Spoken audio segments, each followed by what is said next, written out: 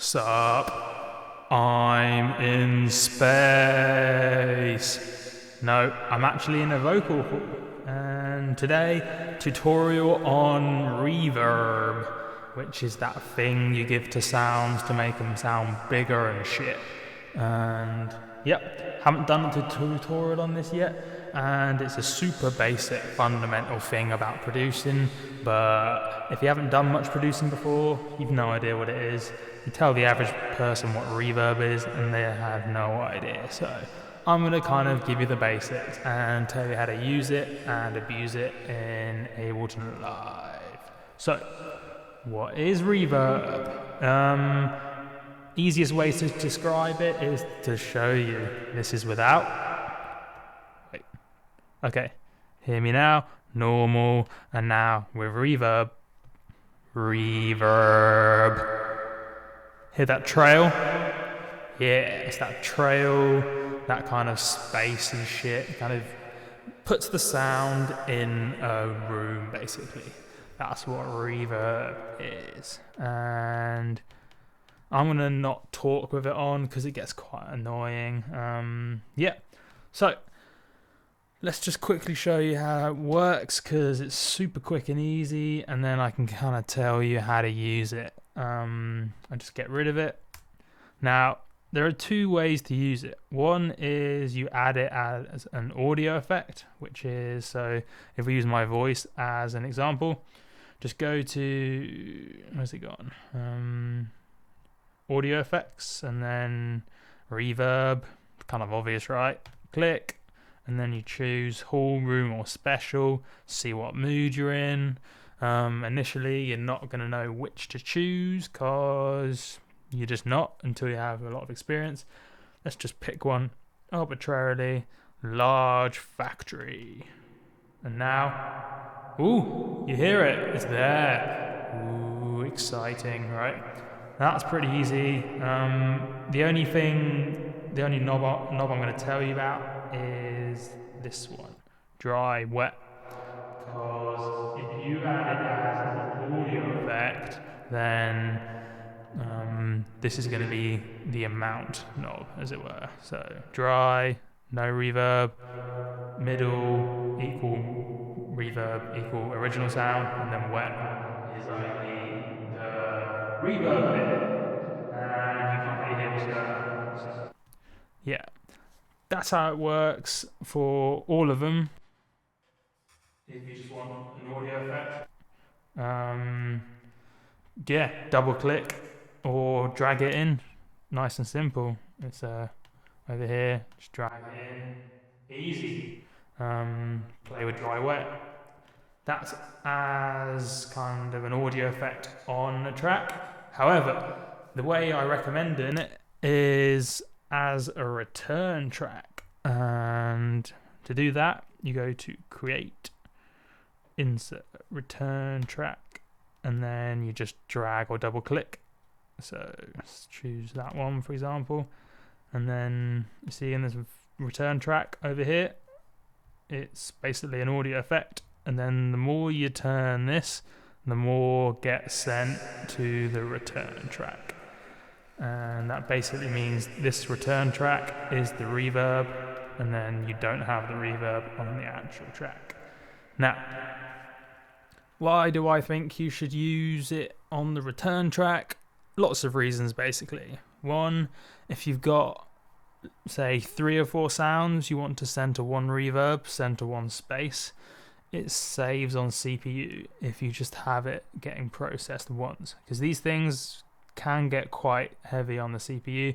So if you just have one instance over here, and then say you got 3 or 4 tracks you want to send into it, like, I don't know, say you got a snare and you layered up some snares and you want to send the final snare to a reverb, it's a lot more CPU efficient to just have a snare reverb over here, send them all over here, and you can send them in different amounts, obviously, and then it all just comes out here. On top of that, it just sounds cleaner if you're kind of not adding the same space on itself, because if you have the same space on lots of different channels, you're kind of adding it together, doesn't sound as clean. Also, if you've got a whole bunch of shit getting sent to one reverb on a return track, you can swap out the reverb once, and then suddenly you don't have to like add the same thing into 3 other tracks. It's just a lot easier. It's a workflow tip that may seem weird and scary and new, but I highly suggest you do it because it's just a better way of doing it. It's what all the pros do. It's what all the proper producers normally do. It's very rare to actually add a reverb to a specific channel, normal track thing over here. So that's basically how you do reverb from like a software using point of view. Pretty simple. It's just an audio effect. So more importantly, what is reverb and why do we use it? And yeah, so you know like kind of what it is, but more accurately, it's a bunch of reflections from an imaginary room. So depending on, that's why these are all rooms, for example. Using clever maths and shit and a whole bunch of other crazy computer shit, it works out what the reflections would be if this track that you're sending to the reverb, it works out what the reflections would be, and then because you hear the original and the reflections, your brain kind of creates the space and it imagines the sound in the space. And that's why you can get, say, a synth sounds like it's big or it sounds like it's in a big space. It's because it's got a huge reverb on, because obviously there isn't actually a room. It's all imaginary. It's all computer and virtual and in imagination land, but it tricks your brain. So for example, if I get rid of this reverb and stick on outer space, drag or double click, and I'll turn it up, it sounds like I'm in outer space. But I'm actually not. It's a computer thing. It's made up. Sounds cool though, right? So you got all these options, and to be honest, at first, I think you should just try it randomly or choose the one with a cool name, because here's the thing. If you're new to this, you haven't really been listening out for reverb. You're only going to hear 2 or 3 different kinds of reverb. You're going to hear really short ones, like from a small room, for example. Something like small room. Perfect. So where the reverb is more of a really quick echo, it dies away really quickly. See? It's gone. Wait, there it is. Gone really quick, right? The other option is you're going to hear something really long, like bright long verb. Yeah, long tail. And to be honest, when you're new to this, you're only going to hear 2 main kinds. However, the more you use it, the more you start to hear the subtleties, and basically the more accurately you can choose the reverb for whatever desired result you want. So at first, don't worry if you don't hear the differences, but just get in the routine of trying a few out, hearing for the differences and kind of appreciating the subtleties, because people spend a lot of money on reverb plugins, and trust me, they wouldn't do that if they all sounded the same. So even if you can't hear the subtleties, there are subtleties, and that's what it is. Yeah. So why do you want it in your track? I've been rambling for 9 minutes for something that basically you probably already knew you could double click and add it as an effect. Why do you want reverb? It's for filling out a mix, giving it space, and just making it sound cool, because sounding cool is good. If, say, you've got a synth, and I don't know, if you got like a mumbaton track or an electro track, something where there's just like maybe the drop, there's a kick and a synth sound. If you only have the kick and the synth with no reverb, it's going to sound shit. It's going to sound empty. It's not going to sound full. It's not going to sound pro. chuck a reverb on, it means that it fills out the sides, it gives it space, and it's just, I don't know, it's hard to explain.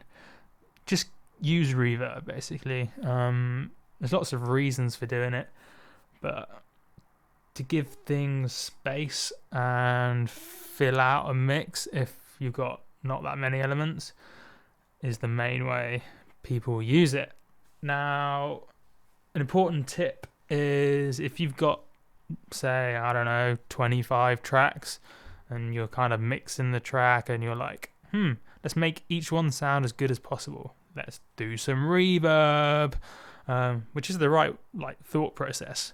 What you don't want to do is add like a little bit of reverb to every track, because if you solo any given track and then you add a little bit of reverb, it will always sound better. If you add a lot of reverb, it can sound better, it can sound worse. But if you just add a little bit, it will always sound better. So you're thinking, why didn't I add a little bit of reverb to every track? Well, it's because the final result is just this big sea of reverberations, a bunch of not noise, but it's just a murky sound, and you can't distinguish the reverbs from any particular element because there's just a bunch of noise. It's like if you're in a crowd of people and everyone's talking, you can't hear anyone's particular conversation. Oh, that's a good metaphor. I should have used that at the beginning, but it's an important point. So use a few different reverbs, like use one or two short ones, maybe one long one, and then send a small number of tracks to them, and then in the final mix you won't clutter everything and you will actually be able to distinguish the reverb from a particular element. Now, you may not notice it, but your brain does. Like, if it's like a subtle reverb on a snare, or even a big reverb on a snare, you probably won't even hear it. Like, if I show you a track randomly, so much is going on, you're not going to be hearing it and going, ooh, that's a nice reflection. You're just going to be going, wow, cool bass. That's a funny vocal. But actually, there's a whole bunch of subtle reverbs in there. But it tricks your brain and just creates like an imaginary space for it.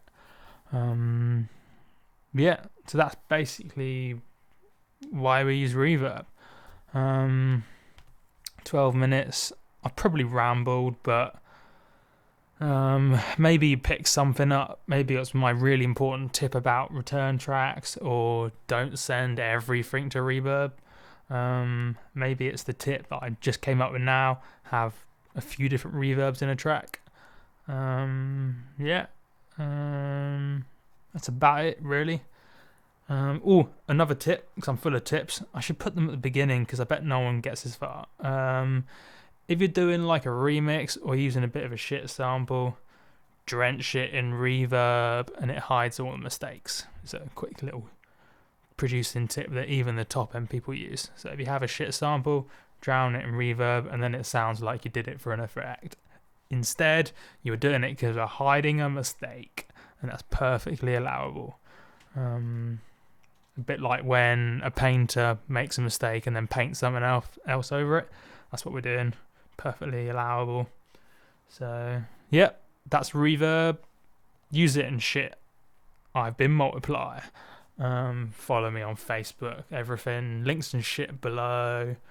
Yeah, standard stuff. Don't complain that the video's long. If you don't like it, watch another one and then keep watching them and then click the adverts at the side and buy stuff. That's my advice for you. If you don't like me rambling, deal with it. Yeah.